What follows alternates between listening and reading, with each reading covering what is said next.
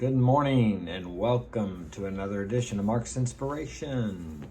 Got the D-Man here to inspire you and enlighten you with what little I've learned in my 61 years of life. And let me tell you, if you're 40, 50, 60, it's not over unless you believe it's over. It's not over till the fat lady sings, as they say. I think I could say it on YouTube without being considered a hater. I hope so, because I'm not a hater. I was fat once myself. Nothing against fat people. It's just I didn't like it too much being overweight. And apparently there's millions of other people who don't like it either because the weight loss industry is $1 billion a year industry or more, maybe billions of dollars a year. And some people in the world are starving. Imagine that. Go figure. How can that be? But that's a whole nother video. Today's video is going to be on SMV. The reason I brought that up, sexual market value. Men have a sexual market value and women have a sexual market value. Women's peak ages are between the ages of probably 15 and 25. Men start out later. Their peak is about 35 and it declines slowly. As where a woman starts dropping rapidly at 25, by the time she's 30, 90% of her eggs are gone, and the chances of her having a higher risk or problem pregnancy increases dramatically. Now, that doesn't mean they can't have a baby after they're 30 or that they can't have a healthy baby after they're 30. It just means that their value on the sexual market value scale goes down rapidly, and these things are partly what contribute to that rapid decline, as where a man's drops off more slowly. Because a woman is valued on this sexual market value place. I'm not talking about as a human being in the eyes of God, or however you choose to look at it. I'm talking about on the value scale, sexual market value, in men's eyes. Men are attracted to young, fertile women. Okay, that's just the way it is. Women are more attracted to a man of status who can provide support, provision, security, a man who has inner strength, and usually a man that is high on the social hierarchy or the social value, the sexual market value scale, has a way of providing. He has inner strength, he's gained some mastery over life, and women are attracted to that more than they are looks. As where men are very much attracted to the way a woman looks, a woman's beauty. Women have always known this. They are admired for their beauty. And also, the beauty fades quickly. The problem is some women don't realize that. So they're out in their 20s, early 20s, and teens, and even some of them start out, contrary to the US, in many countries, the age of consent for sex is around 14 years old. Okay, it used to be the same here. It's just people now look at a person as a pedophile if he is attracted to a girl that's under 18. So, myself included, even if I'm out of the country, I do not have anything to do with the girl unless she's 18 years or older, even though it's legal in that country. I am an American, and I comply to the laws of America, even when I'm out in other countries, because that's the way I feel I should do. Other men, maybe they don't do that. That's their prerogative, their choice. But the point I'm making here is, other countries realize, like Latin American countries, when a girl turns 15, she has a quinceañera. I'm probably not pronouncing that quite correctly, but close. Okay, that means she becomes a woman, because they know between the ages of 15 and 25 are the best times for this girl to have children, to have a family. That's where in the United States we push this prerogative of, oh, you can wait, honey, you got plenty of time. Have your career first. What more valuable or admirable career is there than raising children, than raising the future of your country, than perpetuating your gene pool and your society and that of your husband or your boyfriend or your partner?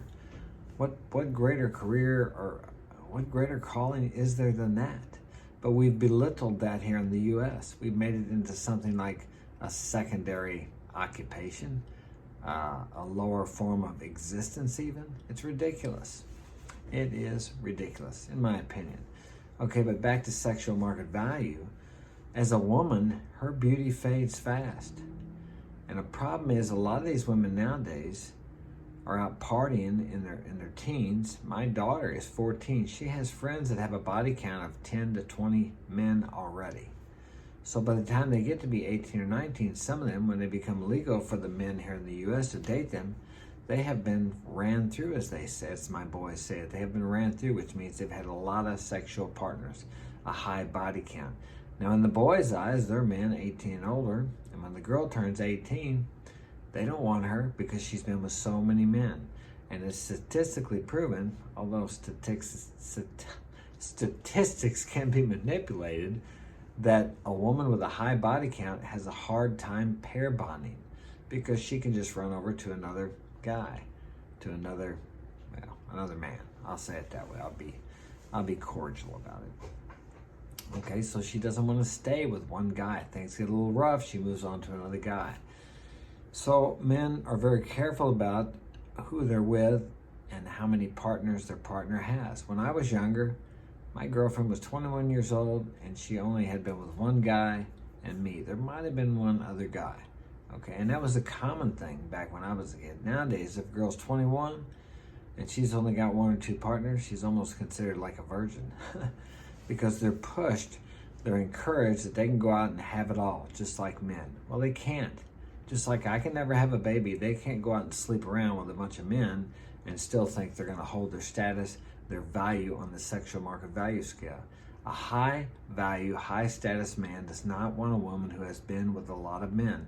I don't care how beautiful she is, and women know it, girls know it, because they all want to play off this, I'm a good girl, I'm a good girl.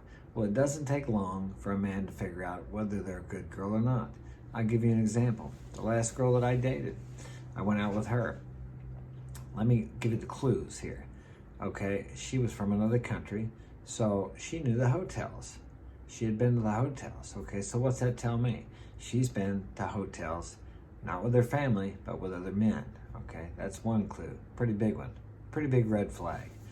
Okay, the second thing, we get to the hotel. She didn't wait for me to undress her. She took her clothes off. Number two.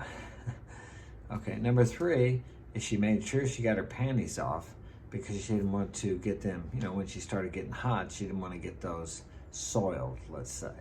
That's another clue. Number four, I think that was three. Number four, right after we finished sex, which was really good, and she enjoyed it, I enjoyed it, it was great.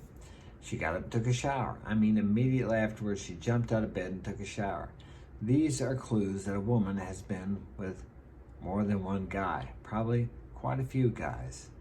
Okay, now she wasn't a bad girl. I had a lot of fun with her, but these are things that you consider. Do you want a woman who's so comfortable with a man in bed that she does these things? Because that tells you that she has been with many men. That doesn't make for a very good girlfriend or wife prospect. You can have fun with a girl like that. There's nothing wrong with that. Doesn't mean they're bad people. I'm not saying they're bad or there's something wrong with them. But when it comes to LTR, long-term relationship, they don't usually make good LTRs. Keep that in mind. I don't care how good the sex is, how much fun you have with her. If things get tough, she's going to bail on you. You want somebody who's going to stand beside you through thick and thin if you want an LTR. But never depend on a woman too much. But back to the sexual market value. The reason this was brought up because one of the creators was talking about the bringing back the Sex in the City. I think these women are in their 50s now. I never watched Sex in the City, but I heard it was a really popular show. And I could be wrong, correct me if I'm wrong, but the gist of it was these women were in their 20s and they were out partying, having their career, living life to the full, etc., etc. And there's a lot of women that do that now. And then when they get to be around 30, they start looking for what's called a beta male, a provider, someone to take care of them. And then he marries her, and then she doesn't want to have sex with him, but he keeps providing. And that's the whole deal about the marriage contract, which really doesn't mean anything here in the U.S. You agree as a man to take care of that woman, to protect, to provide, to nurture, to do whatever you have to do to care for that woman. Almost like she's your property. She's not your property, but in a sense, you take care of her as such. In return for your care, protection, and provision, she takes care of you, which means in every way, sexual, physically, emotionally, whatever you need. She does that for you. She's not your slave, you're not her slave, but you both serve each other. Now, a lot of women will throw a fit about that. What do you want, a slave? I don't have to give him sex. No, she doesn't have to give him anything. But then again, he doesn't have to support, protect, and provide her and the children either, does he? There are some deadbeat fathers who just leave and don't do that. Now, how are they viewed? Okay, then in the same way, I know men that are married and their wife hasn't given them sex for 5-6 years. And they're watching porn and doing you know what. What reason is there for him to be married if she can't satisfy his needs, which for a man, sex is a big need? Then what is he supposed to do? If he goes out and cheats, then she takes everything, she leaves him, and then he loses everything that he's built up with her for 5-10 years, the kids, whatever it happens to be. And he pays child support for the next 10-15 years, depending on how old the children are. So the point I'm making here is, you better be damn sure when you're picking a girl out of the market that you find one that hasn't been ran through, as my kids say, hasn't been with a lot of men. Someone who can pair bond. And you need to really be careful how you vet these girls. It takes time to get to know someone. And these girls know it. My last ex told me that when she turned 19, I went over there a few years ago, that she was kind of sad because all the guys wanted the 18-year-olds. The reason they want the 18-year-olds is because they know the 18-year-olds have less sexual partners, less body count. Thus, that raises their value in men's eyes on the sexual market value scale. A lot of women would think this is crude looking at it this way, but this is just the way it is. This is just a way of rating things. Like men, like myself and others, we rate girls on a scale of 1 to 10 on looks, her attitude, personality, her ability to have a relationship, how easy she is to get along with, etc. And the sexual market value scale is the same thing. As I said, women peak around 25. Men peak around 35 and decline very slowly. Men can maintain their sexual value up into their 60s if they have acquired assets, if they are doing something with their lives, that they have done something with their lives. Now, some of you guys would think, well, then why is it when you're young, like myself? I didn't have anything. I was a Harley Davidson rider, long hair, partier, drugger, but I had all the beautiful girls. Why was that?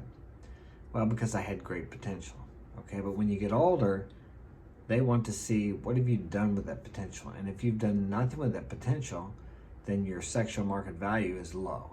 Because why would they want to hook up with you? You can't protect them, you can't provide, you can't do anything for them. Maybe you're good in bed.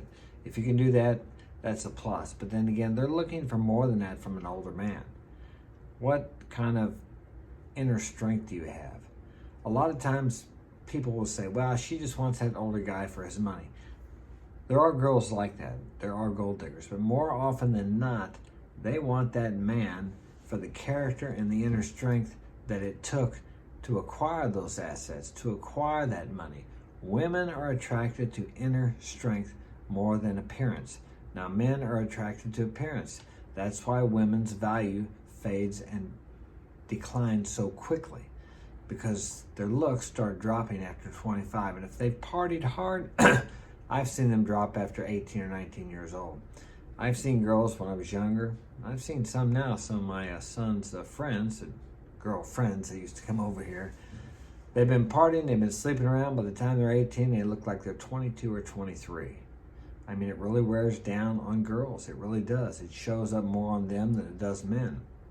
And around where I live here, women don't take care of themselves very well, so they don't work out, they don't exercise. I live in a rural community, so it's really prevalent here because they don't dress well, they don't use makeup, they don't take care of their hair, and if they smoke cigarettes and they're smoking weed, they're doing drugs and partying, it shows in every aspect of their appearance and also in their personality. So that's all I got for today on sexual market value. I hope this has been of value to you. And if you'd like to get my help personally, you can contact me at marksinspiration.com. That's my website. Like and subscribe, and I will see you tomorrow.